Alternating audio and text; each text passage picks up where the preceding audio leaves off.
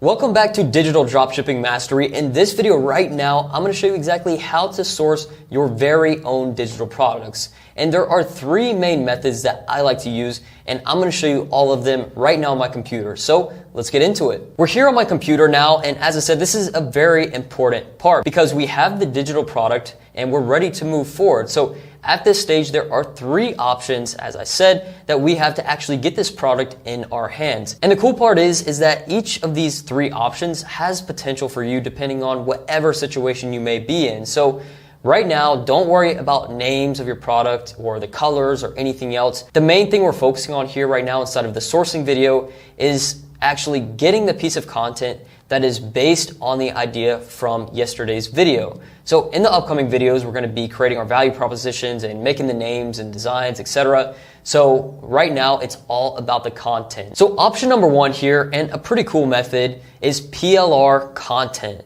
So if you want to stay as low budget as possible, or you just want to start selling and testing these methods I have in here ASAP, I recommend PLR content. And this type of content is essentially just different content types ranging from courses, ebooks, articles, quizzes, worksheets, etc. that you can purchase the rights to for much cheaper than what it would cost you to actually have made. And it's also instant, you can just go ahead and download it. So I've actually made a deal with one of the biggest PLR sources, which is plr.me. And you can see here that they have products for literally everything. So here's how the rights actually work. When you purchase a digital product off plr.me, then